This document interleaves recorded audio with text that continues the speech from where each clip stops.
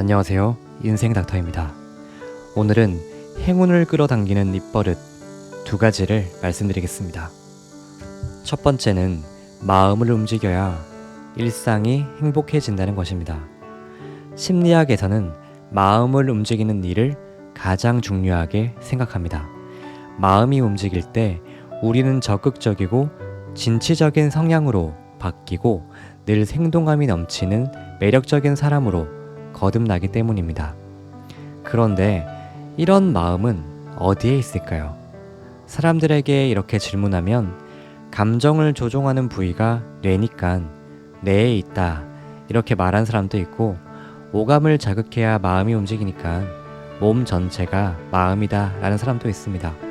동화책에서 본 기억을 떠올리며 심장 언저리 어디쯤에 있다 이렇게 대답하는 사람도 있고, 정말 다양한 의견이 나옵니다.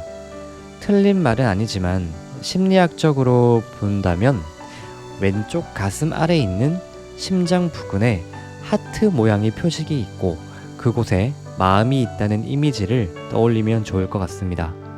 실제로 즐거운 일이 생기거나 좋아하는 사람을 만났을 때, 설레고 두근두근 할 때 그곳이 움직이는 것을 몸으로 느낄 수 있습니다. 마음이 움직이면 움직일수록 하트가 탱탱해지면서 빛이 납니다. 반대로 마음이 전혀 동하지 않으면 하트는 오그라들면서 빛이 바래집니다. 멋져, 대단해, 신난다, 이런 감탄사에는 마음을 움직이고 반들반들 용기가 흐르게 하는 효과가 있습니다. 지난 기억을 한번 더듬어 보겠습니다. 어릴 때는 자주 이런 말을 쓰지 않았던가요? 아주 조그만 일에도, 심지어 지나가는 강아지만 봐도 와, 귀여워, 너무 멋있어, 친구에게 카드 하나를 받아도 너무 좋아, 이렇게 연발하지 않았던가요? 그 시절은 매일매일이 즐겁고 설렘으로 충만했습니다. 그런데 어른이 되면 이런 말을 쓸 기회가 줄어듭니다. 나이가 들수록 일상생활에서 펼쳐지는 멋진 일, 감격할 만한 일, 기쁘고 신나는 일을 당연하게 받아들이게 되고 익숙해져서 자극을 받지 못합니다. 이런 상태에서는 마음의 움직임이 제한됩니다. 그런 무심한 시간이 하루가 되고 한 달이 되고 1년이 되어 흘러갑니다. 지금부터라도 이 세 단어를 의식해서 말해봅니다. 이런 감정을 자주 표현하면 일상의 소소한 일에 민감해지고 새로운 자극이 될 수 있습니다. 좀 더 신나고 멋지고 즐거운 일을 찾아봐야지 하는 적극적인 마음이 생기기 때문이죠. 예를 들면 곁에 있는 것이 너무도 당연하게 생각되던 사랑하는 사람이나 가족, 친구들의 존재 또는 흘려들었던 일과 삶에 대한 조언에도 마음이 움직이면서 정말 고맙다, 너무 좋네 라는 생각을 하게 될 거예요. 길을 가다가 만난 뜻밖의 작은 친절에도 마음이 울컥해지고 감사함을 느끼게 될 것입니다.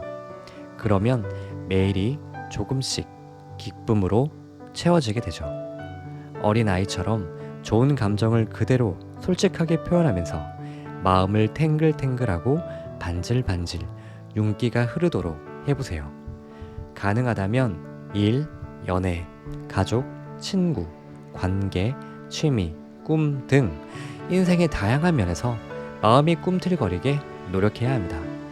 이것이 일상의 작은 행복을 놓치지 않고 마음을 늙지 않게 하는 비법입니다. 또한 멋져, 대단해, 신난다 같은 감정을 표현하는 말은 기억력 강화에도 도움이 됩니다. 나아가 타인과의 의사소통이나 신뢰관계에도 좋은 영향을 미치죠. 정말 대단하네, 굉장하다, 이렇게 상대방의 이야기에 감정이 이입되는 순간 뇌는 그 내용을 오랫동안 기억합니다. 감정을 동반한 기억은 오래 남습니다. 그러면 상대방은 지난번에 했던 얘기를 아직도 기억하고 있네 하면서 기분이 좋아질 거예요. 그것이 곧 서로 간의 신뢰로 이어지면서 호의적이고 유연한 관계로 발전됩니다. 사람을 알려면 그 사람의 말을 들어봐야 한다는 말이 있습니다. 말은 생각과 감정을 담고 있을 뿐 아니라 자신을 표현하는 도구이기도 합니다. 언영이라는 말처럼 말 속에는 영혼이 깃들어 있기 때문에 무심코 내뱉은 말이라도 입 밖으로 나오는 순간 살아있는 말이 됩니다. 자신이 한 말이 타인으로부터 들은 말이든 타인으로부터 들은 말이든 우리 마음에 들어가서 자리를 잡고 생각과 행동을 움직입니다. 그래서 따뜻한 말은 마음을 편안하게 하고 용기의 말은 심장을 두근거리게 하며 위로의 말은 감동을 줍니다. 반대로 차가운 말은 마음을 불편하게 만들고 무시의 말은 기분을 상하게 만들어 복수의 마음이 일게 합니다. 이처럼 사소하게 생각되는 말 하나가 사실은 우리 삶을 좌우할 정도로 큰 힘을 갖고 있습니다. 자신의 입버릇이 어떤지 한번 돌아보세요. 평소에 어떤 말을 자주 하고 있나요? 그 안에 마음을 두근두근 콩닥콩닥 울렁이게 하는 말이 있습니까? 최근 한 달 동안 이 말들을 얼마나 사용했습니까?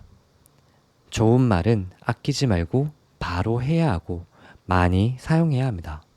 내 삶에 행복을 부르는 주문이기 때문이죠. 자, 이제 두 번째로 알려드릴 건 뇌를 행복하게 만드는 말은 따로 있다는 것인데요. 나는 운이 좋아 라는 말을 자주 하면 뇌를 행복하게 만들어줍니다. 의식적으로 반복해주면 그래, 나는 행운을 타고났어 이렇게 뇌가 착각하기 때문이죠.